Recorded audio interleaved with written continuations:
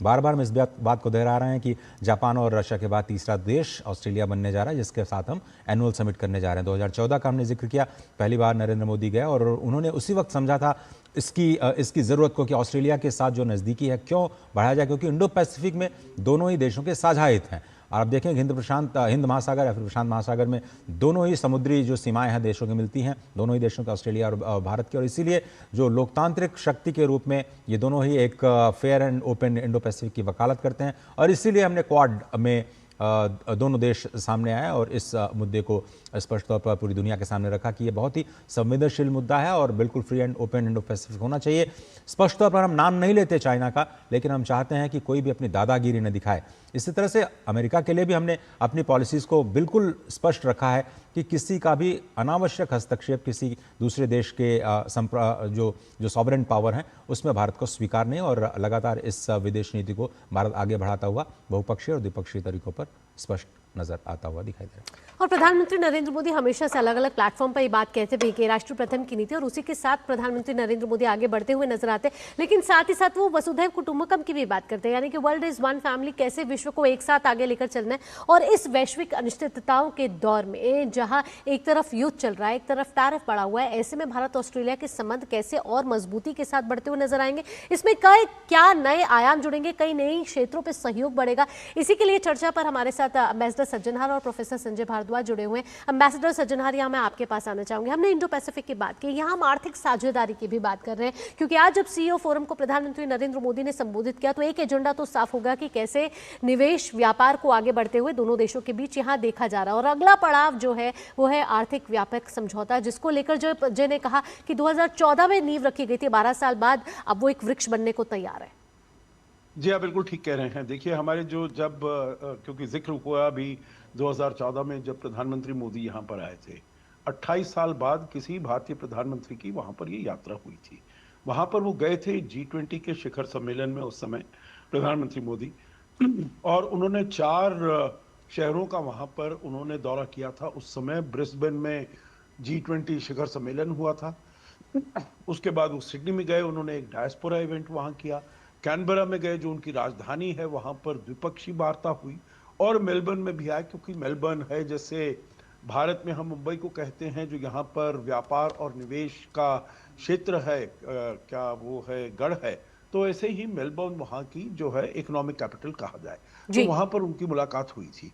तो इन सभी अपने रिश्तों को वो आगे लेकर गए थे, बड़ी अच्छी तरीके से आगे लेकर गए थे। देखिए एक चीज मैं इसमें कहना चाहूंगा, क्योंकि अजय जी ने बहुत ही अच्छी तरीके से इसके बारे में बताया, जो कैसे हम आगे पहले एकटा हुआ और फिर अब सिका की तरफ हम जा रहे हैं। देखिए दोनों देशों की बातचीत जो शुरू हुई थी एक मुक्त व्यापार अग्रीमेंट के लिए, सहयोग के लिए, वो शुरुआत हुई थी 2011 में। 2011 से ये बातचीत चलती रही, परंतु इसका कुछ नतीजा नहीं निकला, क्योंकि आपको मालूम है जो उस समय बहुत ही बातचीत होती रहती थी, परंतु आगे कुछ नहीं निकला जाता था। उसके बाद जब 2021 में इसके बारे में बातचीत हुई, जब हमने कॉम्प्रिहेंसिव स्ट्रेटेजिक पार्टनरशिप साइन किया 2020 में, और 2021 में इसके बारे में बातचीत हुई, और इसको कहा जाता है जो हमने जो साइन किया वो एक्टा रिकॉर्ड टाइम में 30 सितंबर 2021 को इसकी बातचीत शुरू हुई, और 1 अप्रैल 2022 को, मतलब 6 महीने के अंदर इस पूरे अग्रीमेंट को हमने पूरा कर दिया। और इसमें ये कहा गया, जो ये जिसे कहा जाता है ना, जो लो हैंगिंग फ्रूट, जो कैसे हम जल्दी से किसी के काम के ऊपर हम शुरुआत कर सकते हैं, और जो बड़ा उसके ऊपर वट वृक्ष जो हमें बनाना है वो हम थोड़े समय में करेंगे। तो उसी लिए 2022 में एक्टा को शुरू किया गया, economic cooperation and trade agreement, जो कि एक जिसे कहा जाए मिनी ट्रेड एग्रीमेंट, और अब उसको बड़ा वट वृक्ष बनाने की बात है सिका में। अब दोनों देशों में कॉन्फिडेंस आ गया है, और मेरे ख्याल से दोनों देशों में मैच्योरिटी आ गई है। दोनों देशों ने ये देखा है जो एक्टा का जो फायदा हुआ है ये दोनों देशों को हुआ है। भारत को, जैसे मैंने कहा, 200% हमारा निर्यात वहां पर बढ़ा है, ऑस्ट्रेलिया में बढ़ा है। हमारा जो ट्रेड डेफिसिट है वो बहुत कम हुआ है, परंतु इसके साथ साथ ऑस्ट्रेलिया का निर्यात वो भी भारत में बढ़ा है। तो मतलब दोनों तरफ को, दोनों देशों को फायदा हुआ है। और अब जो उनके भी लीडर्स हैं, बिजनेस लीडर्स हैं, जिनको आज प्रधानमंत्री मोदी ने किया, वो दोनों सभी इसमें इन्वेस्टेड हैं, जो इस पार्टनरशिप को, इस सहयोग को हमें आगे ले जाना है। तो ये तो हुआ इकोनॉमिक कोऑपरेशन का। परंतु इंडो पैसिफिक का जो आपने कहा है भावना जी, बहुत महत्वपूर्ण है, क्योंकि जैसे अजय जी ने कहा, बिल्कुल हम चीन का नाम नहीं लेते हैं, परंतु जब आपको याद होगा 2017 में जब ये फिलीपींस में क्वाड को फिर से रिवाइव करने की बात हुई बिल्कुल। थी, तो तब चीन ने कहा था, एक तो चीन ने कहा जो ये हमारे विरुद्ध, आप सभी जो 4 देश हैं, बड़े देश हैं, ये मिल रहे हैं, हमारे विरुद्ध आप षड्यंत्र कर रहे हैं। परंतु ये एक समुद्र पर एक बुलबुला है जो आप ये कर रहे हैं, और एकदम खत्म हो जाएगा इसको। परंतु पिछले 7-8 साल में इतनी तेजी से आगे बढ़ा है क्वाड का, जो वो कहते हैं, चीन अब कहता है ये तो एशियन नेटो बन गया है। हमारा कहना है ना तो ये बुलबुला है, ना एशियन नेटो है। ये है, जैसे भावना जी आपने कहा, प्रधानमंत्री मोदी हमेशा वसुधैव कुटुंबकम का बताते हैं। वो कहते हैं quad is a cooperation for global good, पूरे विश्व के फायदे के लिए। वहां पर हम शांति लाएं, हम सुरक्षा लाएं, सिक्योरिटी, पीस और समृद्धि लाएं, उसके लिए हम काम कर रहे हैं। और अभी अगर आप देखें, जो पहले अभी फॉरेन मिनिस्टर्स की मीटिंग हुई है 1 महीना पहले, उसमें भी हम कह रहे हैं, जो अब फिजी में एक पोर्ट डेवलपमेंट है, वो चारों देश मिलकर करेंगे। तो मतलब जमीनी तौर पर कैसे इंडो पैसिफिक के जो देश हैं, जो विकासशील देश हैं, उनके लिए फायदा हो सकता है। और फिर इसमें सुरक्षा का एक बहुत ही महत्वपूर्ण अंश है, जो maritime domain awareness. Illegal fishing क्या होती है, वहां पर ये ह्यूमन ट्रैफिकिंग होती है। तो अगर कोई आपदा आती है जैसे सुनामी में, क्योंकि देखा जाए तो क्वाड की शुरुआत तो 2004 में हुई थी सुनामी के साथ। तो अगर आपदा आती है, जैसे अभी वनुआटू में वहां पर अर्थक्वेक आया, भूचाल आया, भारत सबसे पहला देश था जिसने वहां पर सहायता की। तो इन सभी चीजों के लिए क्वाड सामने आया है। अब देखना होगा क्वाड में, हम देख रहे थे, जैसे आपने बताया, जैसे प्रोफेसर भारद्वाज ने बताया, थोड़ी शिथिलता दिखाई दे रही है, थोड़ी अनिश्चितता दिखाई दे रही है। तो इस मामले में भारत, जापान, इंडोनेशिया, ऑस्ट्रेलिया, जो यहाँ की रेजिडेंट पावर्स हैं, डेमोक्रेसीज हैं, इनको साथ में आकर मिलना और अपनी रणनीति को एक साझा करना बहुत ही महत्वपूर्ण हो बिल्कुल, ऐसे समय में रणनीतिक मजबूती बड़ी जरूरी है, क्योंकि एक तरफ हम देख रहे हैं कि वैश्विक महाताकतें जो हैं वो अपना स्वरूप दिखाती हुई नजर आ रही है, लेकिन जिस तरीके से भारत भी लगातार अपनी विदेश नीति में बदलाव करता हुआ नजर आ रहा है, वो भी देखना बड़ा महत्वपूर्ण होगा। लेकिन प्रोफेसर संजय भारद्वाज, यहाँ जब सीईओ फोरम को प्रधानमंत्री नरेंद्र मोदी ने संबोधित किया, तो एक नए रनवे की भी बात भी प्रधानमंत्री नरेंद्र मोदी ने की है।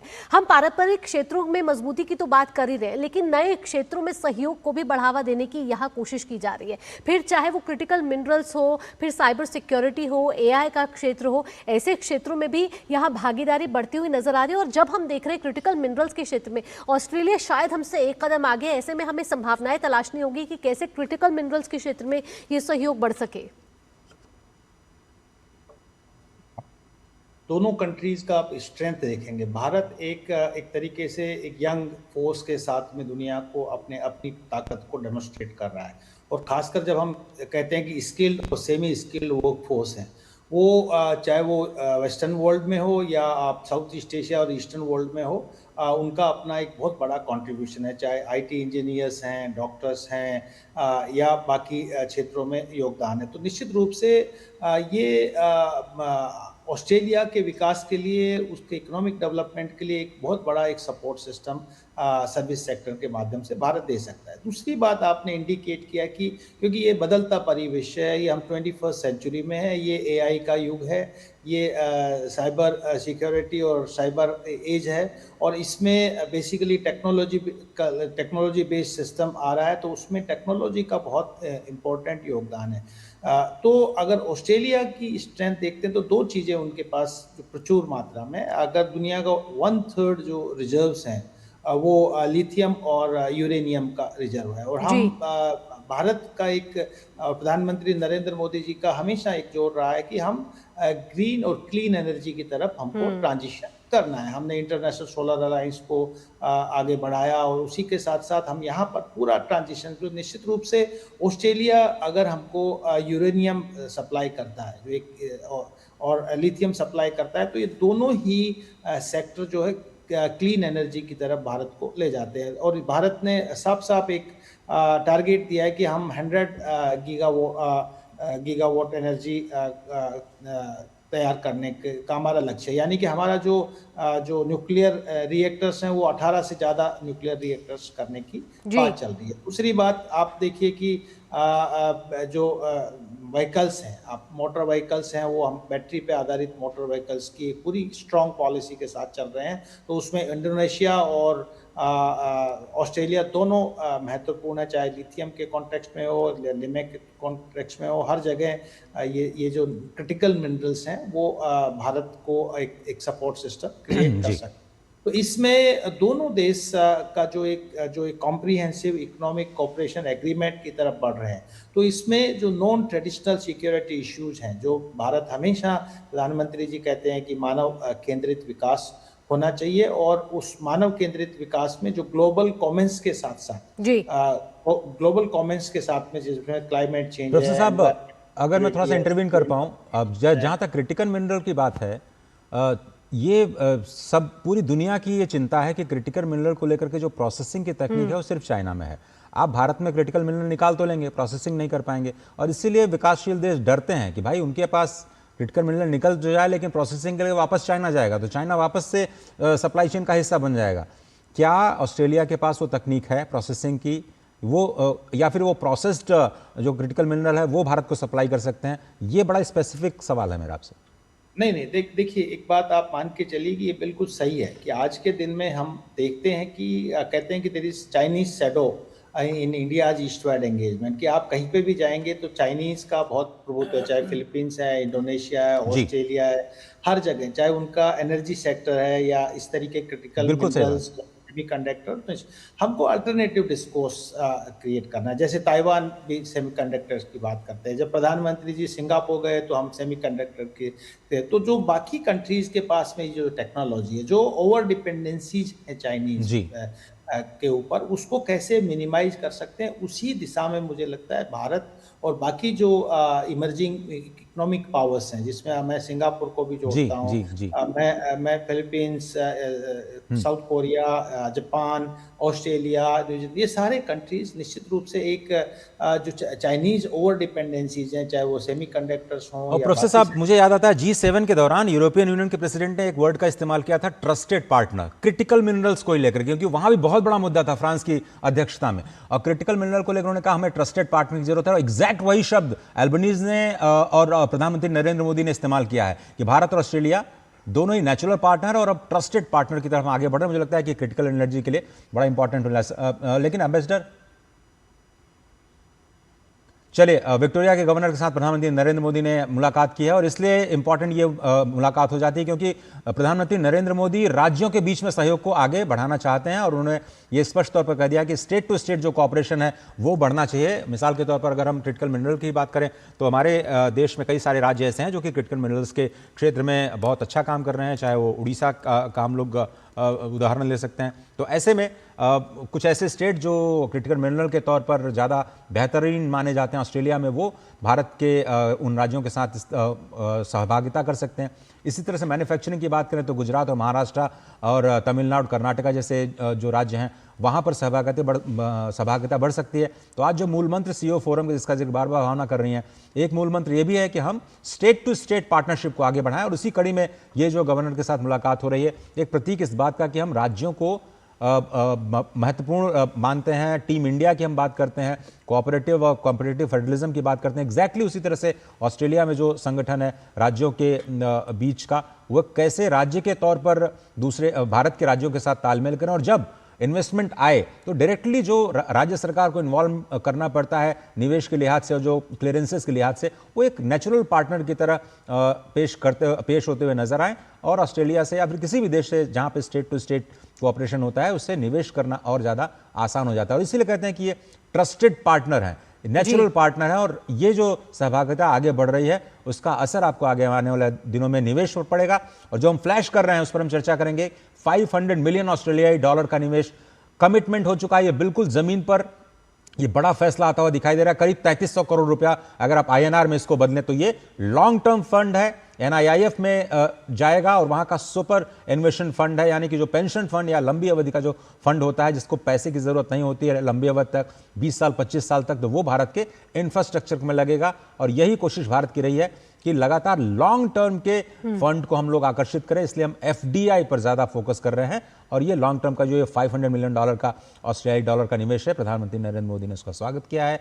और ये बहुत बड़ी खबर इस वक्त इस दौरे के बीच में आ रही है। तो लगातार DD न्यूज़ पर आप प्रधानमंत्री नरेंद्र मोदी के ऑस्ट्रेलिया दौरे से लगातार नई अपडेट्स देख रहे हैं। और ये प्रधानमंत्री नरेंद्र मोदी की governor of Victoria her excellency माननीय मार्गरेट गार्डनर AC के साथ की मुलाकात की तस्वीरें। इससे पहले कुछ देर पहले प्रधानमंत्री नरेंद्र मोदी का गवर्नमेंट हाउस मेलबर्न में औपचारिक स्वागत किया गया था। यहाँ आप देख रहे हैं कि मार्गरेट गार्डनर AC के साथ ऑस्ट्रेलिया के प्रधानमंत्री एंटनी अल्बनीज़ी भी है। साफ तौर पर दिख रहा है कि प्रधानमंत्री नरेंद्र मोदी की यात्रा बेहद अहम मानी जा रही है, कई मायनों में खास मानी जा रही है। और साथ ही साथ की मुलाकात, ये जो द्विपक्षीय मुलाकातें हो रही हैं, ये कैसे नए नए आयाम दोनों देशों के रिश्तों में लाती हुई नजर आ रही हैं।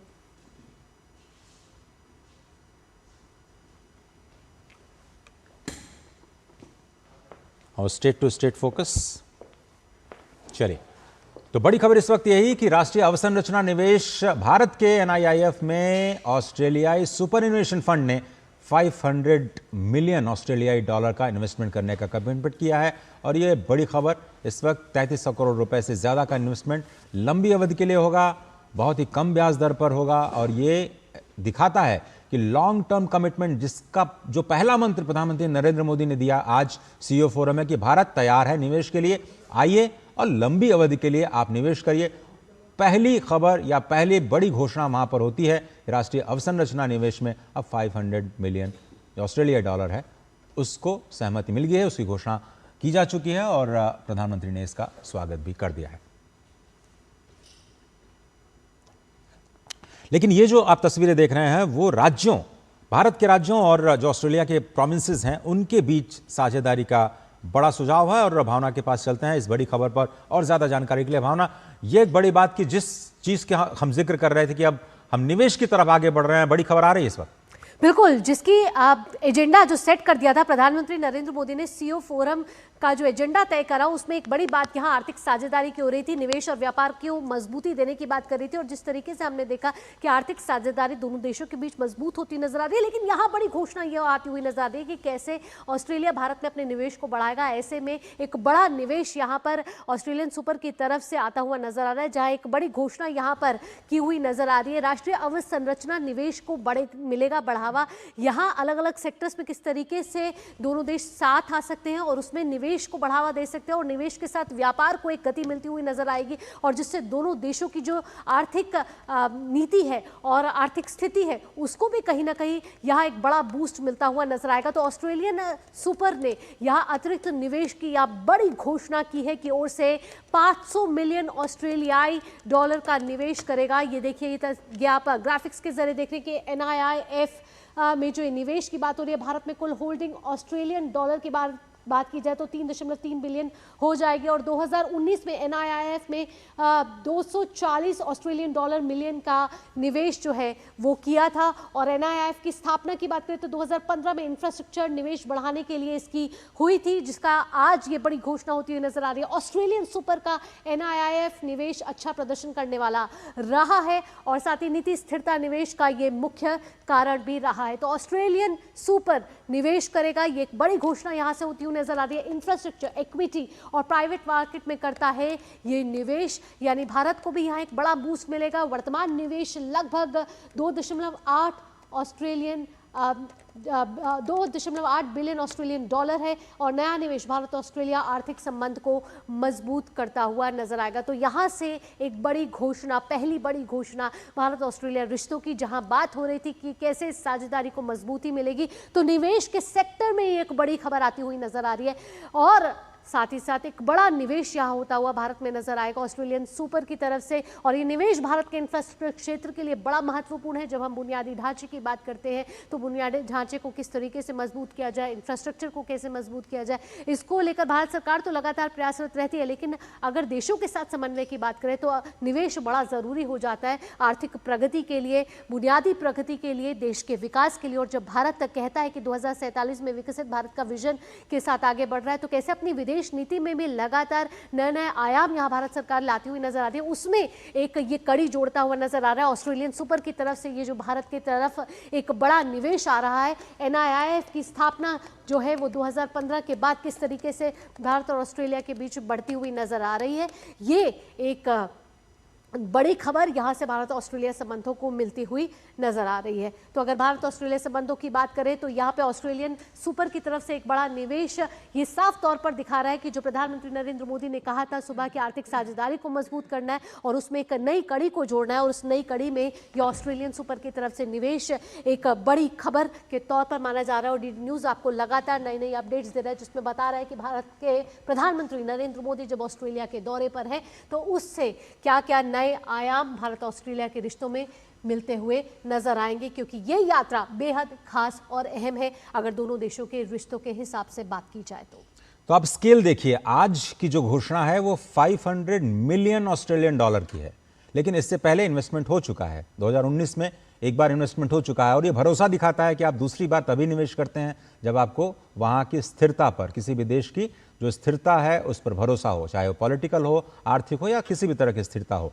अब ये पूरा का पूरा, जैसा भावना बताया, 3.3 बिलियन डॉलर यहां पर पहुंच जाता है। आज तो केवल 500 मिलियन हुआ है, तो अगर आप देखें तो करीब करीब 3300 करोड़ रुपए आज लगाए गए हैं और पहले के अगर निवेश को आप मिला लें तो 3.3 बिलियन ऑस्ट्रेलियन डॉलर यानी करीब करीब 21,800 करोड़ रुपए भारत में लग चुके हैं। और ये दिखाता है कि लंबी अवधि के निवेश के लिए अब ऑस्ट्रेलिया न केवल तैयार है बल्कि जमीन पर उसको उतार चुका है, और वो भी इंफ्रास्ट्रक्चर में। तो सड़कें बनेंगी, बंदरगाह बनेंगे, आपके एयरपोर्ट्स में निवेश होगा और बुनियादी ढांचे को और मजबूती मिलती हुई नजर आएगी। हमारे साथ जो खास मेहमान हैं उनका भी एक रिएक्शन ले लेते हैं। एम्बेसडर सज्जनार, आज मैं जब भारतीय रेलवे के साथ यात्रा कर रहा था तो एक जो हम लोग बार बार इस्तेमाल करते हैं कि एक दिन में भारतीय रेलवेज उतने लोगों को यात्रा कराता है जितने ऑस्ट्रेलिया में लोग रहते हैं।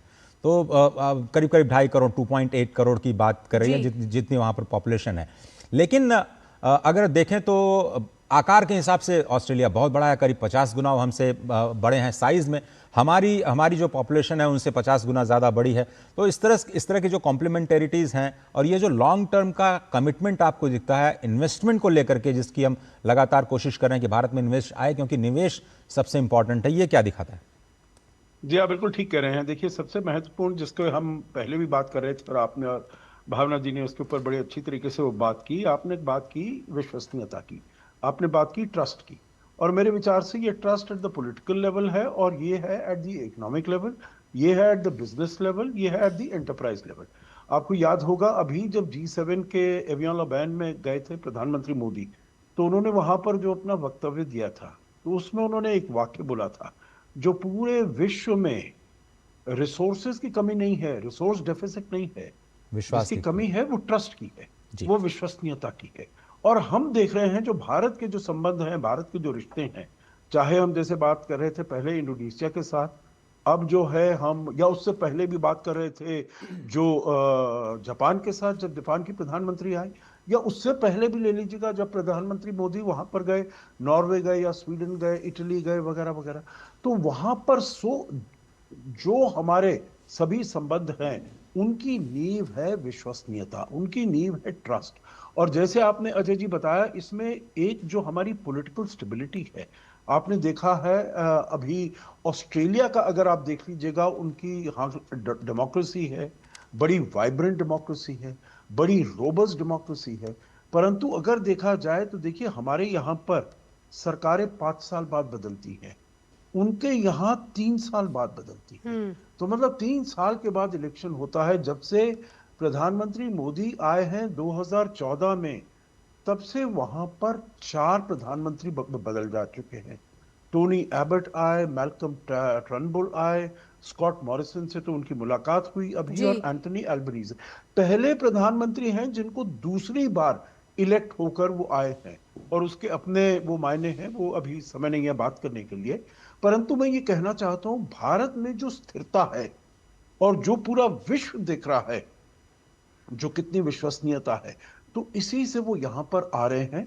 और दूसरी बात, आपने जो एक और भी हम बात कर रहे थे, वो थी फेडरल सिस्टम की।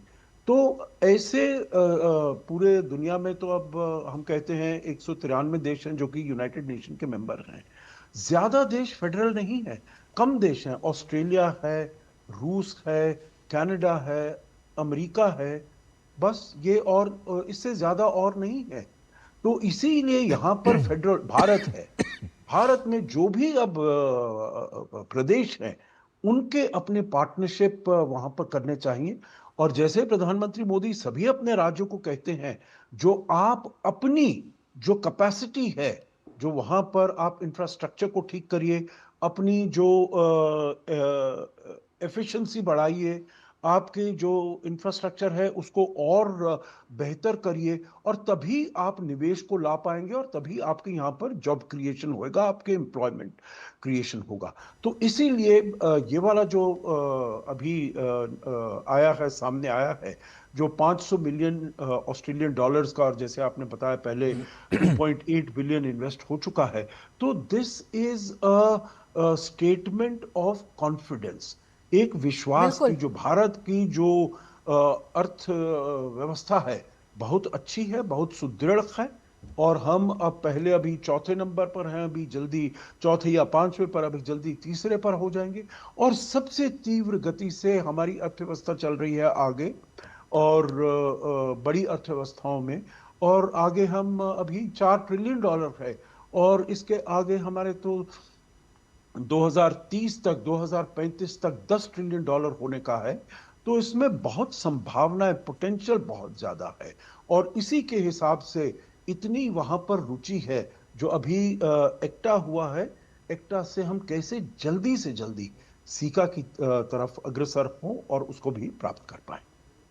बिल्कुल, तो एकता से सेपा तक का सफर आगे बढ़ता रहेगा और बढ़ भी रहा है। और प्रधानमंत्री नरेंद्र मोदी की यात्रा इसीलिए अहम भी मानी जा रही है कि सेपा को किस तरीके से अब एक नया शेप देना है, एक नया आयाम देना है, जिसके लिए प्रधानमंत्री ऑस्ट्रेलिया पहुंचे। और उसके बारे में भी प्रधानमंत्री नरेंद्र मोदी ने सीईओ फोरम में जिक्र कर दिया। जब यहाँ प्रोफेसर सज्जनहार और प्रोफेसर भारद्वाज, हमें एक ब्रेक लेना है। ब्रेक के बाद जब हम लौटेंगे तो यहाँ हम बात करेंगे शिक्षा के क्षेत्र में किस तरीके से दोनों देश आगे बढ़ते हुए नजर आ रहे हैं। साथ ही साथ पीपल टू पीपल टाइज में नरेंद्र मोदी जब भी विदेशी जमीन पर जाते हैं तो बड़ी गर्मजोशी के साथ प्रवासी भारतीय उनका स्वागत करते हैं। और अगर दोनों देशों के रिश्तों की बात की जाए तो प्रवासी भारतीय एक बड़ा रोल प्ले करते हैं। ये सब इस छोटे से ब्रेक के बाद। आप दोनों हमारे साथ जुड़े रहिए, साथ ही साथ DD न्यूज के दर्शक भी हमारे साथ जुड़े रहे, क्योंकि भारत ऑस्ट्रेलिया नई ऊंचाई नए आयाम पर चर्चा ब्रेक के बाद भी जारी रहेगी।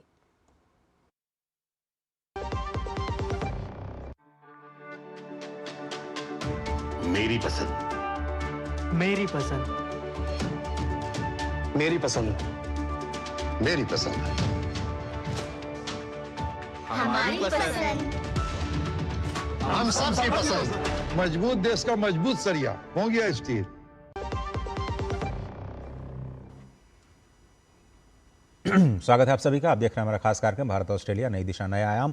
और लगातार हम कोशिश करें आपको समझाने की कि भारत और ऑस्ट्रेलिया के बीच में जो संबंध हैं वो क्यों इतने ज़्यादा महत्वपूर्ण हो चले हैं, क्यों वो कौन से साझा हित हैं जो कि दोनों देशों के रिश्तों को परिभाषित करते हैं। और लगातार हम कोशिश कर रहे हैं कि प्रधानमंत्री नरेंद्र मोदी ने स्पष्ट तौर पर जो संदेश दिया आज सीईओ फोरम में, ये कहा कि आप इन्वेस्टमेंट के लिए भारत तैयार है, आप तुरंत आइए और इन्वेस्टमेंट कीजिए, और लंबी अवधि का इन्वेस्टमेंट कीजिए। और उसका बिल्कुल शुरुआत जो है वो हो चुकी है। दूसरी बात उन्होंने कही कि राज्यों के बीच में जो सहयोग है उसको और भी बढ़ाया जाना चाहिए। मिसाल के तौर पर जो क्रिटिकल मिनरल्स के राज्य हैं जहां ऑस्ट्रेलिया में, वो भारत के उड़ीसा और झारखंड, छत्तीसगढ़ जैसे राज्यों के साथ सहयोग कर सकते हैं। और साथ ही साथ ये भी कि जो आगे जाते हुए जो इंडो पैसिफिक है उसमें जो दोनों ही देश हैं वो कैसे मजबूती के साथ खड़े होते हुए नजर आए। ये बहुत ही स्पष्ट तौर पर ये जो मुख्य संदेश था भावना। और प्रोफेसर भारद्वाज हमारे साथ जुड़े हैं। प्रोफेसर भारद्वाज, हम ब्रेक से जाने से पहले जब हम इन्वेस्टमेंट की बात कर रहे थे, एक बड़े निवेश की बात कर रहे थे, तो ऑस्ट्रेलिया भारत पर भरोसा करता हुआ नजर आ रहा है, और सिर्फ छोटी अवधि के लिए नहीं, लंबी अवधि के लिए। लेकिन अनेक और क्षेत्र हैं जिस पर बात करनी यहाँ जरूरी है, और वो है एक इंपॉर्टेंट क्षेत्र, वो है शिक्षा का क्षेत्र। कई भारतीय छात्र ऑस्ट्रेलिया की यूनिवर्सिटीज़ में पढ़ते हैं और वहाँ शिक्षा हासिल कर रहे हैं। ऐसे में अगर शिक्षा के क्षेत्र में की बात की जाए तो कैसे दोनों देश आगे मिलकर काम करना चाहते हैं, और क्या यहाँ और भी इस क्षेत्र को, एजुकेशन के क्षेत्र को विस्तार मिलता हुआ नजर आएगा इस यात्रा के जरिए? देखिए, निश्चित रूप से भावना जी, अगर आप देखते हो तो जो हम बात कर रहे थे कि 3 E's इस विजिट में बहुत इंपॉर्टेंट है। और 3 E's में इकोनॉमिक, जो developmental economic ties, trade expansion, ये एक बहुत महत्वपूर्ण पक्ष हैं। इसके साथ साथ एनर्जी कोऑपरेशंस, निश्चित रूप से एनर्जी को आप ये कहिए क्लीन और ग्रीन एनर्जी सेक्टर, और खासकर जब आप नॉर्दर्न ऑस्ट्रेलिया पर्थ वाला जो क्षेत्र देखते हैं तो उसमें हाइड्रो इलेक्ट्रिसिटी का बहुत पोटेंशियल है, और उसमें इंडोनेशिया के साथ में कोऑपरेशंस की बात कर रहे हैं कि कैसे एक ट्रांसमिशन लाइन उसको एक्सटेंडेड किया जाए सिंगापुर, और सिंगापुर से हो सकता है कल एक तरीके से Indo Pacific corridor, energy corridor बने और भारत तक आ जाए। जो तीसरा महत्वपूर्ण पक्ष है जिसका आपने जिक्र किया, एजुकेशन। देखिए, पहली बात तो लगभग 10 लाख भारतीय मूल के लोग वहाँ पर रहते हैं, और जो सबसे बड़ा अट्रैक्शन का पॉइंट है आज के दिन वहाँ ऑस्ट्रेलिया में, क्योंकि कनाडा और जिस तरीके से अमेरिका में एक वीज़ा रिस्ट्रिक्शंस और जिस तरीके का एनवायरनमेंट एक डेवलप हुआ है वेस्टर्न कंट्रीज में, तो ज़्यादातर भारतीय जो छात्र हैं जो एक अच्छी और हायर एजुकेशन के सेक्टर में जाना चाहते हैं, तो ऑस्ट्रेलिया एक बहुत ही अट्रैक्टिव डेस्टिनेशंस भारतीय छात्रों के लिए हो रहा है। और खासकर जब आप मेडिकल सेक्टर की बात करते हैं, लॉ है, आप इन क्षेत्रों में भारतीय छात्र वहाँ पर बहुत, चाहे उसमें आप यूनिवर्सिटीज़ देखिए, ऑस्ट्रेलियन नेशनल यूनिवर्सिटी हुआ, सिडनी हुआ, मेलबर्न यूनिवर्सिटी हुआ, मोनाश यूनिवर्सिटी हुआ, वहाँ पर भारतीय छात्र जाते हैं और they are doing very well, they are performing very well. और ज़्यादातर क्योंकि वो उनका इतना अच्छा एक अपना स्किल डेवलप करते हैं और इतना कमिटमेंट है, ट्रस्ट बिल्डिंग हो रहा है कि ज़्यादातर भारतीय जो छात्र हैं वहाँ पे जो एजुकेटेड हुए हैं, ट्रेनिंग लिया है, उनको वो ऑस्ट्रेलियन सरकार वहीं रखना चाहती है क्योंकि उनका एक परफॉर्मेंस बहुत अच्छा होता है। तो जो एक अंडरस्टैंडिंग, जो एक पीपल टू पीपल कोऑपरेशंस, चाहे वो एजुकेशन के माध्यम से हो, चाहे वो बाकी ट्रेड के माध्यम से हो, ये निश्चित रूप से देशों के बीच में एक ट्रस्ट बिल्डिंग और एक कॉन्फिडेंस बिल्डिंग की तरफ ले जा रहे हैं। जहाँ तक देखिए, एक और जो पक्ष आपने कहा कि इन्वेस्टमेंट, संरचनात्मक डेवलपमेंट, तो उसमें एजुकेशन सेक्टर फिर से आता है कि भारत की जो लीडिंग यूनिवर्सिटीज़ हैं, ओडाली यूनिवर्सिटी हैं, JNU है, बाकी यूनिवर्सिटीज़ के साथ भी MOUs के माध्यम से, और काफ़ी MOUs मुझे पता है, मैं JNU से मैं हूँ, तो ऑस्ट्रेलियन यूनिवर्सिटीज़ के साथ में हमारे MOUs हैं, हमारे स्टूडेंट्स और फैकल्टीज़ का एक्सचेंज प्रोग्राम्स हैं। तो ये भी निश्चित रूप से दो देशों के बीच में जो नॉलेज एक्सचेंज आप कहिए कि आप जो इनोवेशन है या दूसरे सेक्टर का नॉलेज है, उसमें कोऑपरेशन की तरफ बढ़ रहे हैं। तो एक और पक्ष में निश्चित रूप से रखना चाहूँगा, क्योंकि ये नॉन ट्रेडिशनल सिक्योरिटी इश्यूज़ की तरफ जब हम बढ़ रहे हैं, तो भारत का जो अपनी एक पॉलिसी है, देखिए, भारत वसुधैव कुटुंबकम की बात करते हैं, लेकिन उस पॉलिसी पर्सपेक्टिव में पूरे इंडो पैसिफिक क्षेत्र के साथ जुड़ने का जो एक नया इनिशिएटिव भारत ने लिया है, जो पहले हमारी सागर जो पॉलिसी था, उसको अब हम महासागर की तरफ बढ़ रहे हैं। और महासागर में जो सबसे बड़ा जो पक्ष आता है कि mutual and holistic advancement and security and growth across the region. तो अक्रॉस द रीजन की जब हम बात करते हैं, तो उसमें ऑस्ट्रेलिया और न्यूजीलैंड, ये जो पूरा इंडो पैसिफिक क्षेत्र है, ये भारत के लिए बहुत महत्वपूर्ण है, पर्टिकुलरली जब हम मैरीटाइम सिक्योरिटी का कंसिडरेशंस करते हैं। जब 2009 में हमने जो सिक्योरिटी एग्रीमेंट किया, उसमें डिफेंस एक सेक्टर था, लेकिन काउंटर टेररिज्म एक बहुत बड़ा पक्ष था। तो उसमें भी हम देख रहे हैं कि ऑस्ट्रेलिया और जो इंडो पैसिफिक कंट्रीज हैं उसको हमारे जो हम, क्योंकि भारत दक्षिणी एशिया में ये बहुत बड़ी एक समस्या है, भारत सबसे ज़्यादा पीड़ित है टेररिज्म से, तो निश्चित रूप से एक हम देख रहे हैं। और इसी ही कड़ी में भारत ने एक और आर्ग्यूमेंट रखा कि जो इंडो पैसिफिक क्षेत्र है उसका दायरा वो इंडियन ओशन और पैसिफिक के बियॉन्ड भी हमको एक्सटेंड करना चाहिए। और भारत ने बार बार कहा कि इसको जो अरेबियन वर्ल्ड है, खासकर अफगानिस्तान, पाकिस्तान, जो जहाँ पे फंडामेंटलिज्म और टेररिज्म की जो एक बहुत बड़ी समस्या आ रही है, अगर ये भी इंडो पैसिफिक क्षेत्र में अगर जुड़ती है तो हम वाइडर रूप से जो ह्यूमन सेंट्रिक डेवलपमेंट की बात करते हैं, सिक्योरिटी की बात करते हैं, उसको हम बढ़ा सकते हैं। एम्बेसडर सज्जन हार साहब ने एक बहुत अच्छी बात की कि इंक्लूसिविटी जब तक हम इंडो पैसिफिक क्षेत्र में नहीं लेके आएंगे और जब तक हम पूरा हॉलिस्टिक डेवलपमेंट की बात पूरे हर देश के लोगों को नहीं शामिल करेंगे, तब तक हम एक ट्रस्ट और बिल्डिंग नहीं कर सकते, इकोसिस्टम नहीं बना सकते हैं। एक बात मैं और जोड़ना चाह रहा हूँ, वो भी एम्बेसडर साहब ने भी किया, आपने भी जिक्र किया कि जिस तरीके से जो कोऑपरेटिव फेडरलिज्म, तो कोऑपरेटिव फेडरलिज्म में सबसे बड़ा अगर उदाहरण भारत ने प्रस्तुत किया, और उसको हम कहते हैं पैरा डिप्लोमेसी, कि पैरा डिप्लोमेसी में कि हर राज्य भारत का, चाहे वो तमिलनाडु है, चाहे आंध्र प्रदेश है, तेलंगाना है या वेस्ट बंगाल है, सभी अपने जो राज्य हैं उनके विकास के लिए आप सीधा कॉन्ट्रैक्ट, चाहे एग्रीकल्चर सेक्टर में भी आप कर सकते हैं, साइंस, टेक्नोलॉजी, इन्वेस्टमेंट, एजुकेशन, तो ये जो जितने भी सेक्टर्स हैं, तो भारत का जो एक डिसेंट्रलाइज्ड डेवलपमेंटल अप्रोच है जिसमें सबका साथ सबका विकास में, और उस सबका साथ सबका विकास में हम नेबरिंग कंट्रीज नहीं, हम पूरा एक्सटेंडेड नेबर्स और बियॉन्ड द रीजन हम जब जाने की बात कर रहे हैं, तो निश्चित रूप से भारत के जो अपने प्रांत हैं, जो राज्य हैं, उनकी भूमिका भारत को ऑस्ट्रेलिया, मलेशिया, इंडोनेशिया, इन कंट्रीज के साथ में जोड़ने का एक सकारात्मक प्रयास है। तो निश्चित रूप से भारत और ऑस्ट्रेलिया के बीच में जो एक 3 दिवसीय तीसरी प्रधानमंत्री नरेंद्र मोदी जी की यात्रा है, ये संरचनात्मक विकास के साथ, जिसमें संरचनात्मक में मैं आई थिंक दो क्षेत्रों को बहुत स्ट्रांगली आइडेंटिफाई किया है, एक पोर्ट डेवलपमेंट और एक रेलवे डेवलपमेंट जी। तो ये दोनों में अगर इन्वेस्टमेंट आता है तो निश्चित रूप से इंफ्रास्ट्रक्चर भारत में पड़ेगा और पूरा इंडो पैसिफिक क्षेत्र से हमारा जुड़ाव भी होगा। चलिए सज्जन साहब, जिस तरह से हम इस बात का जिक्र कर रहे हैं कि इंडो पैसिफिक बहुत इंपॉर्टेंट है और राज्यों की बात की, तो अच्छा लगता है ये भारत में देख करके कि राज्य आपस में कॉम्पीट कर रहे हैं $1 ट्रिलियन इकॉनमी बनाने के लिए।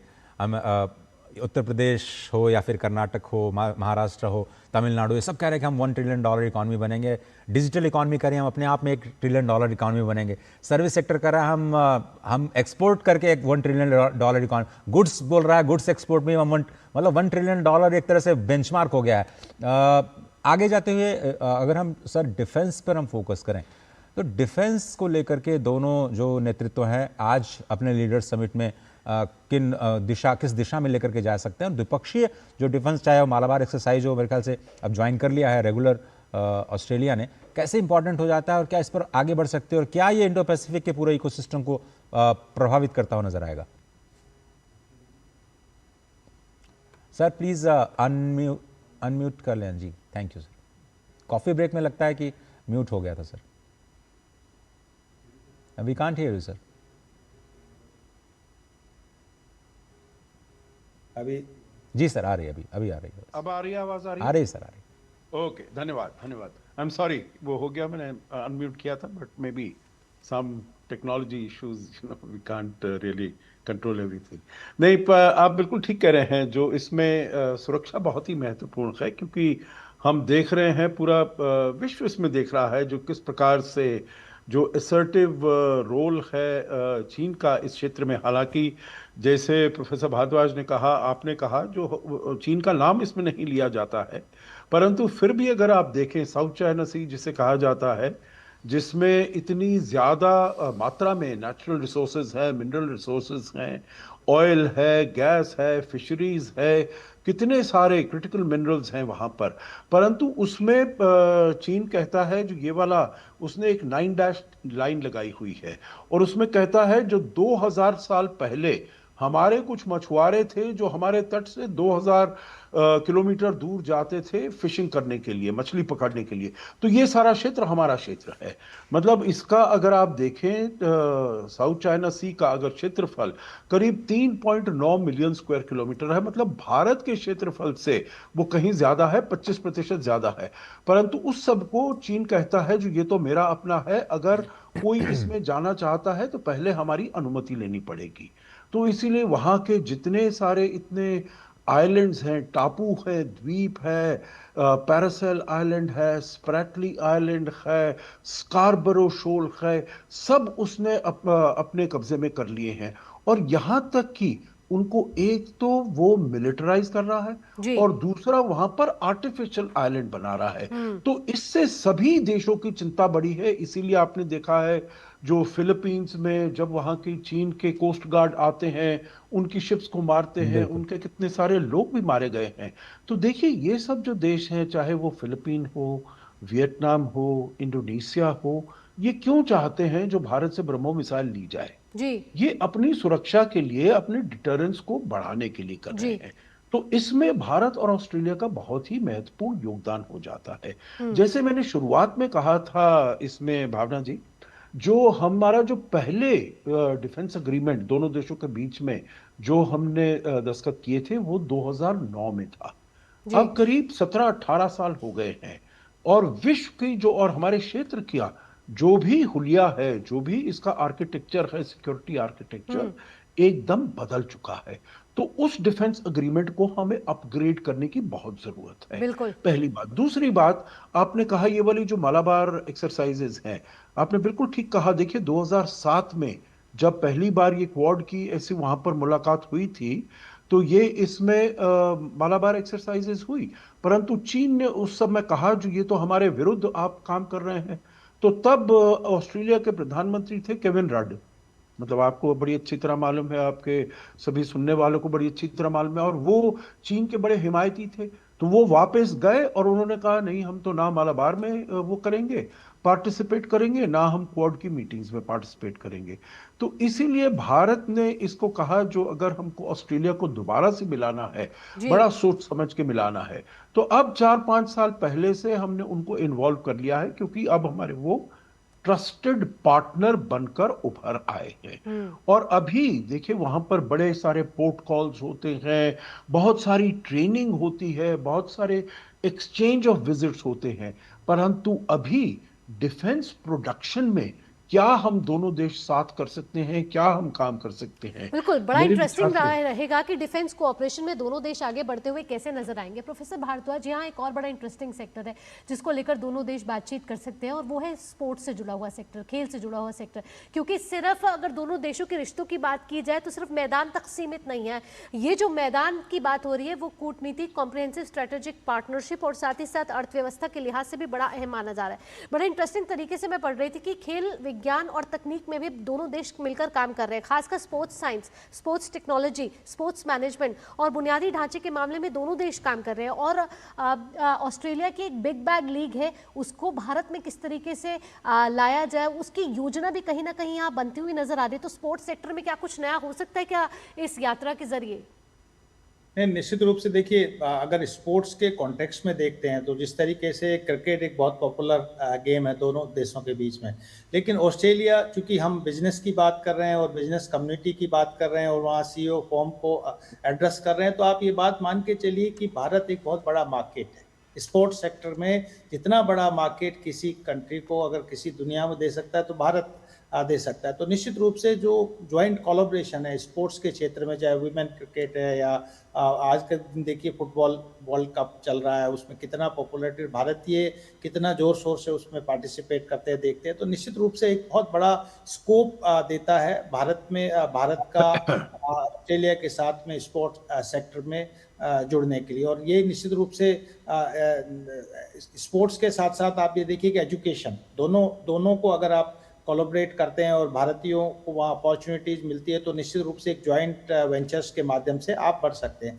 जो दूसरे क्षेत्र हैं जो मुझे लगता है इम्पोर्टेंट है यहाँ डिस्कशन करना, और वो टेररिज्म का मैंने जिक्र किया कि टेररिज्म एक बहुत बड़ा इशू है, जिसको अगर हम इसको एक तरीके से हम ग्लोबल कॉमन्स के सेंस में देख रहे हैं, और जिस तरीके का डबल स्टैंडर्ड रहा है पास्ट कुछ महाशक्तियों का अपने स्ट्रेटेजिक इंटरेस्ट के साथ में, क्योंकि आप ये देखिए कि जो वेस्टर्न पावर्स हैं जो टेररिज्म और डेमोक्रेसी को अपने स्ट्रेटेजिक इंटरेस्ट के साथ जोड़ते हैं, तो वहाँ पर भारत हर मंच पे इस बात को उठाता है कि टेररिज्म एक कॉमन थ्रेट है, इसका कोई डुअल स्टैंडर्ड नहीं हो सकता। तो मुझे लगता है प्रधानमंत्री जी इस बात को भी जोर शोर से ऑस्ट्रेलिया में ऑस्ट्रेलियन प्राइम मिनिस्टर के साथ रखेंगे कि टेररिज्म जो एक बहुत बड़ी सिक्योरिटी थ्रेट इमर्ज हो रही है खासकर ग्लोबल साउथ में, तो निश्चित रूप से उसके साथ उसको हमको एक जुटता के साथ में समर्थन देना चाहिए।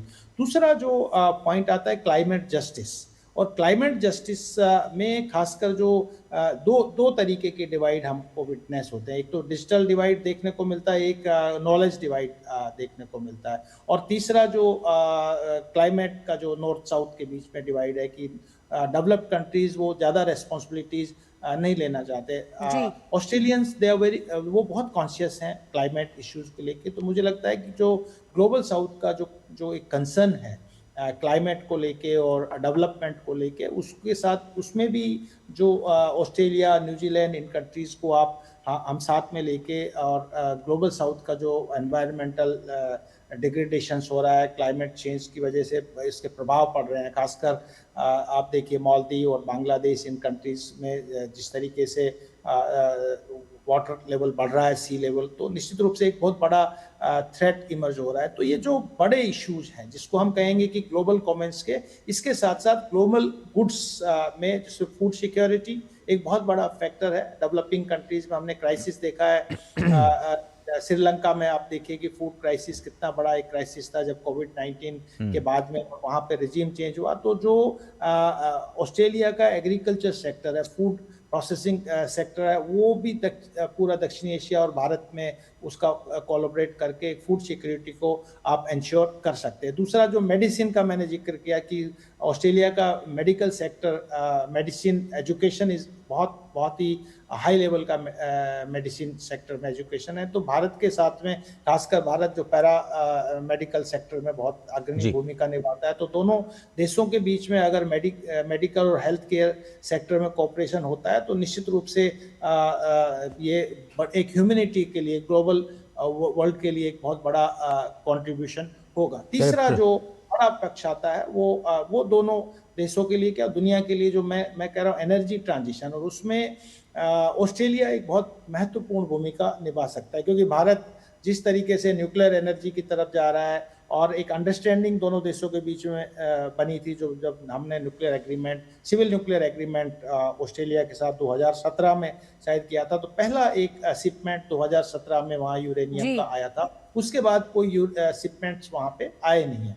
तो ये अगर हम सिविल न्यूक्लियर एनर्जी और यूरेनियम और निकल्स का अगर हम एक्सपोर्ट भारत की तरफ होता है तो भारत को बहुत जो हमारा जो टारगेट है, जो पेरिस एग्रीमेंट का जो अपना टारगेट है, उसको हमको अचीव करने में बहुत ज़्यादा सपोर्ट मिलेगा। तो बहुत महत्वपूर्ण विजिट है, चाहे वो सामरिक दृष्टि से, सुरक्षा की दृष्टि से, आर्थिक दृष्टि से, या हम निवेश के संदर्भ में देखें, तो दोनों ये बहुत महत्वपूर्ण। बिल्कुल प्रोफेसर, आप सही कर रहे हैं। और जिस तरह से अलवेनी साहब ने भी जिक्र किया पैडमन प्रोजेक्ट का, जिसमें भारतीय तकनीक है, भारतीय मशीनरी है, उसकी मदद से ऑस्ट्रेलिया का सबसे बड़ा यूरिया संयंत्र तैयार हो रहा है। तो ब्रेक लेते हैं छोटा सा, ब्रेक के बाद हम वापस आएंगे तो ये भी चर्चा करेंगे कि वो कौन से, आपने बहुत ही विस्तार से बताया प्रोफेसर साहब, और सज्जनहार साहब से भी हम वही समझना चाहेंगे कि वो कौन से वैश्विक मुद्दे हैं जिसका साझा समाधान भारत और ऑस्ट्रेलिया मिल करके दे सकते हैं। एक छोटा सा ब्रेक, कहीं मत जाइए, आप देख रहे हैं हमारा ये विशेष साझा है और ऑस्ट्रेलिया के संबंध। जब धरती चीर कर निकलता है लोहे का पत्थर और मिलता है मोंगिया के जोश से, फिर तपता है, पिघलता है और बनता है फौलाद। अब होता है सरिया सारी खूबियों के साथ। मोंगिया स्टील, मजबूत देश का मजबूत सरिया।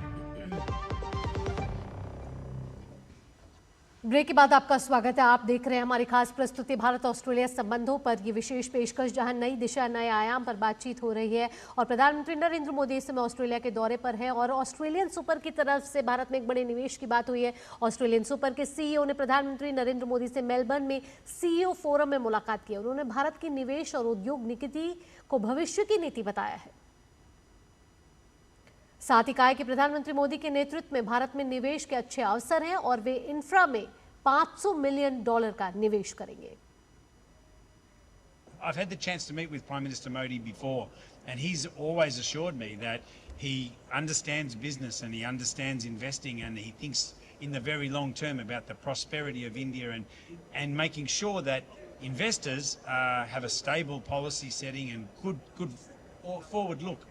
So I've been very impressed with the way he engages with business. And one of the great things about the CEO Forum today was talking about the great strengths of the relationship between the Australian people and the Indian people, and how important it is for us to continue to learn from each other and continue to improve. Australian Super today announced that we will be investing an additional 500 million Australian dollars in the NIF, which is an infrastructure fund. And that will provide a great opportunity for Australian Super members to earn a proper return over time, and for investments to happen in infrastructure which will help Indian communities and Indian people wherever they are.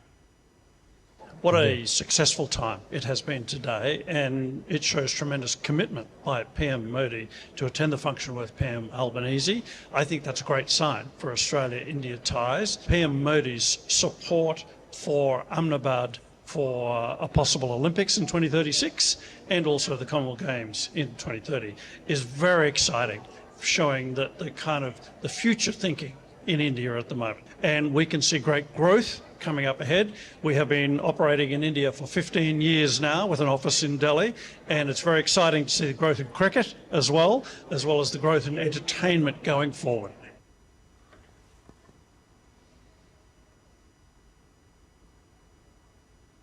और chief executive of business council of Australia brain black ने ये कहा कि प्रधानमंत्री नरेंद्र मोदी के नेतृत्व में भारत में सुधारों की गति बहुत तेज है और जल्द ही भारत की मिडिल क्लास की आबादी 60 करोड़ के पार होने का अनुमान लगाया जा रहा है।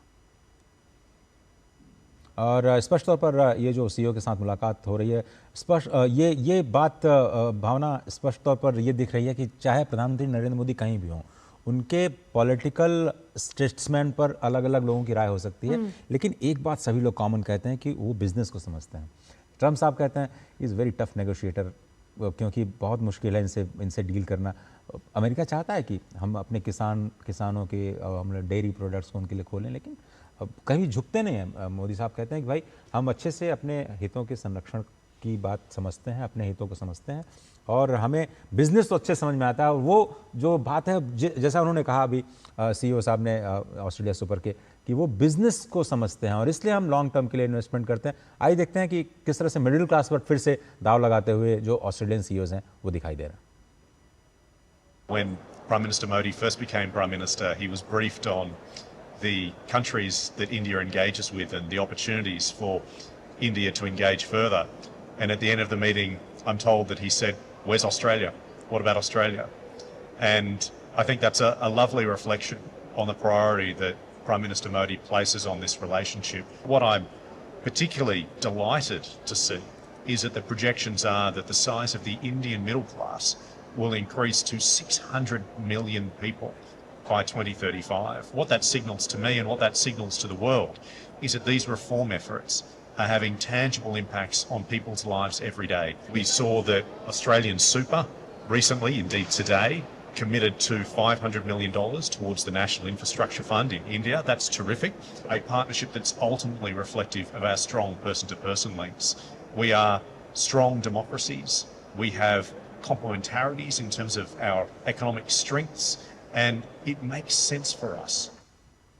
तो आपने साफ तौर पर सुना कि ऑस्ट्रेलियन सुपर की तरफ से ये बड़ा NIIF को 500 मिलियन ऑस्ट्रेलियन डॉलर का निवेश यहाँ आता हुआ, खासकर इंफ्रास्ट्रक्चर के क्षेत्र में, और साफ तौर पर यहाँ भारत की तरफ भरोसा बढ़ता हुआ नजर आ रहा है। और ये सिर्फ शॉर्ट टर्म गोल्स नहीं, ये लॉन्ग टर्म गोल्स की बात हो रही है, यानी कि लंबे रिश्तों की बात हो रही है। हमारे साथ एम्बेसडर सज्जनधार और प्रोफेसर भारद्वाज जुड़े हुए हैं। एम्बेसडर सज्जनधार, यहाँ मैं आपसे पूछना चाहूँगी कि जिस तरीके से हम यहाँ बात कर रहे हैं इंडियन डायस्पोरा की भी, यहाँ पीपल टू पीपल कॉन्टैक्ट की भी बहुत बात करनी ज़रूरी है, क्योंकि मेलबर्न मीट्स मोदी का एक इवेंट होने वाला है, जहाँ प्रधानमंत्री नरेंद्र मोदी अलग अलग वैश्विक प्लेटफॉर्म पे जब भी भारतीय समुदाय से मिलते हैं तो उनको लिविंग ब्रिज के तौर पर उनको संबोधित करते हैं और कहते हैं कि कैसे इंडियन कम्युनिटी दुनिया को इस समय जोड़ रही है, जो हमारा भारतीय डायस्पोरा है। जब प्रधानमंत्री नरेंद्र मोदी भारतीय समुदाय को संबोधित करेंगे तो क्या कुछ कोई बड़ी बातें हैं जो निकल कर आ सकती हैं? जी धन्यवाद। बहुत ही महत्वपूर्ण विषय है, क्योंकि डायस्पोरा यहाँ पर जो ऑस्ट्रेलिया में भारतीय डायस्पोरा है, बहुत ही उसकी चाहे वो मात्रा देखी जाए या उनका कंट्रीब्यूशन देखा जाए, ऑस्ट्रेलिया में बहुत ही विशेष है। सबसे जिसे मैं कहूँ फास्टेस्ट ग्रोइंग डायस्पोरा है ऑस्ट्रेलिया में, करीब 3.5% है, करीब 1 मिलियन वहाँ की पॉपुलेशन, करीब जनसंख्या करीब 27-28 मिलियन है, तो उसमें करीब 1 मिलियन भारतीय लोग हैं, भारतीय मूल के लोग हैं, तो काफ़ी अच्छी मात्रा में है। देखिए जहाँ भी भारतीय डायस्पोरा जाता है वहाँ पर हमने देखा है जो बहुत ही लॉ अबाइडिंग बनकर रहते हैं, क्योंकि आपने और कितनी जगह पर देखा है, कनाडा में, यूके में, वो ग्रूमिंग गैंग्स हैं, वो अपना कुछ ना कुछ ऐसे करते रहते हैं, एंटी लॉ एक्टिविटीज़ उनकी होती रहती हैं, ओवरस्टे करते हैं। तो परंतु जो भारतीय डायस्पोरा है बहुत ही संजीदगी से वहाँ पर रहते हैं, बहुत ही अच्छी तरीके से अपना काम करते हैं, और बहुत ही उनका जो कंट्रीब्यूशन है जो डोमेस्टिक इकोनॉमी के लिए वो बहुत महत्वपूर्ण है। तो इसीलिए आपने देखा होगा जो चाहे वो मिडल ईस्ट के देश हो, वेस्ट एशिया के देश, पश्चिम एशिया में हमारे करीब 10 मिलियन से ज़्यादा लोग हैं, वहाँ पर 1 करोड़ से ज़्यादा लोग हैं, और जहाँ भी जाते हैं वो प्रधानमंत्री गए हैं या विदेश मंत्री गए हैं, उन सभी ने भारतीय डायस्पोरा की वहाँ पर बहुत ही तारीफ की। और यही एंथनी एल्बनीज़ी ने भी यही कहा है। वहाँ पर बहुत ही अधिक मात्रा में अगर आप देखें मेलबर्न में, तो मुझे बताया गया है जो करीब 38% से ज़्यादा जो डायस्पोरा है वो भारतीय डायस्पोरा है वहाँ पर। और इसीलिए आज शाम को वहाँ पर जो प्रोग्राम होने वाला है मार्बल एरिना में, करीब 30,000 लोग से ज़्यादा लोग वहाँ पर उपस्थित होंगे। और मेरे विचार से जो प्रधानमंत्री मोदी कहेंगे, जो कैसे भारत में क्या बदलाव हो रहा है, भारत में क्या बदलाव हो रहा है पिछले 12 साल से, परंतु जब वो आखिरी बार थे यहाँ पर 2023 में, उसके बाद क्या क्या बदलाव हुआ है, क्या क्या चुनौतियां आई हैं पूरे विश्व के सामने, क्या क्या चुनौतियां आई हैं भारत के सामने, और भारत ने कैसे उन चुनौतियों के साथ डील किया है, और भारत और ऑस्ट्रेलिया के जो संबंध हैं उनको कैसे और सुदृढ़ बनाया जा रहा है, उनको कैसे विस्तृत और बनाया जा रहा है। मेरे विचार से इन सभी बातों का बड़ी अच्छी तरीके से प्रधानमंत्री उल्लेख करेंगे अपने वक्तव्य में। प्रोफेसर साहब, चलते चलते बहुत ही छोटा सा आंसर चाहेंगे, 1 या 2 मिनट बचे हुए हमारे पास। प्रधानमंत्री नरेंद्र मोदी ने कहा कि इंडिया का स्केल और ऑस्ट्रेलिया का एक्सपर्टीज़, ये दोनों मिलेंगे तभी हम विन विन कर सकते हैं। क्या कुछ नज़र आ रहा है आपको अगले 1 से 2 दिनों में? निश्चित रूप से देखिए, मैं इस बात को बार बार कह रहा था कि जो ऑस्ट्रेलिया का जो एक्सपर्टीज है, जो उनका अपना टेक्नोलॉजी है, जो उसको कैसे भारत की जो एक बड़ी पॉपुलेशन है, क्योंकि जो आप देख रहे थे दोनों इंटरव्यू में ये बात कही, इंडिया का जो मिडिल इनकम और मिडिल क्लास लोग हैं वो एक बहुत बड़ा अट्रैक्शन दुनिया के लिए बना हुआ है, मार्केट के संदर्भ में, वर्कफोर्स के संदर्भ में, तो बहुत इंपॉर्टेंट। और दूसरा जो पक्ष है कि जिस तरीके से भारत में गवर्नेंस इम्प्रूव हो रहा है, इंफ्रास्ट्रक्चरल गवर्नेंस इम्प्रूव हो रहा है, डिसीजन मेकिंग प्रोसेस आगे बढ़ रहा है, और आप देखिए एक सिंगल विंडो सिस्टम आप इन्वेस्टमेंट के लिए हमने क्रिएट कर दिया गया है। और यही एक बड़ा फैक्टर है कि अब दोबारा से जो 500 मिलियन ऑस्ट्रेलियन डॉलर का भारत में इन्वेस्टमेंट हो रहा है, तो एक बहुत बड़ा इंडिकेशन है कि भारत एक हब बनता जा रहा है, एक centre of attraction economic development के लिए बनता जा रहा है। लास्ट एक बात कहूँगा कि भारत और ऑस्ट्रेलिया दोनों ही basically rule based international order की बात करते हैं, rule based international order Indo Pacific क्षेत्र में हो, और उसी दृष्टि में बढ़ रहे हैं। बाकी जो कंट्रीज हैं जो लिबरल इंटरनेशनल ऑर्डर की बात करते हैं, मार्केट इकोनॉमी की, अनकंट्रोल जो डेवलपमेंट की बात करते हैं, उससे हटके ये एक नया अल्टरनेटिव वर्ल्ड ऑर्डर क्रिएट करना चाहते हैं, मल्टीपोलर वर्ल्ड ऑर्डर क्रिएट करना चाहते हैं, मल्टीप्लेक्स सिस्टम बना के भारत और ऑस्ट्रेलिया और बाकी जो इमर्जिंग पावर इंडोनेशिया, जापान और कोरिया, मुझे लगता है ये एक नया अल्टरनेट्स दुनिया को देंगे। बिल्कुल, चलिए देखना बड़ा दिलचस्प होगा जब प्रधानमंत्री नरेंद्र मोदी के दूसरे दिन कौन कौन से ऐसे घटनाक्रम घटते हैं जो भारत और ऑस्ट्रेलिया के रिश्तों को और मजबूत करते हुए नजर आते हैं। एम्बेसडर सज्जनहार और प्रोफेसर भारद्वाज चर्चा में भाग लेने के लिए आपका बहुत बहुत धन्यवाद। और प्रधानमंत्री नरेंद्र मोदी की यात्रा ये संदेश देती है कि भारत और ऑस्ट्रेलिया केवल एक अच्छे मित्र नहीं है बल्कि भरोसेमंद रणनीतिक और आर्थिक साझेदार हैं। आने वाले वर्षों में यही साझेदारी व्यापार, तकनीक, निवेश और क्षेत्रीय सुरक्षा के नए अध्याय लिख सकती है। फिलहाल इस विशेष प्रोग्राम में सिर्फ इतना ही, लेकिन कवरेज, ये मेगा कवरेज भारत और ऑस्ट्रेलिया के संबंध पर लगातार जारी है। मुझे और मेरी सहयोगी भावना को दीजिए इजाजत। नमस्कार।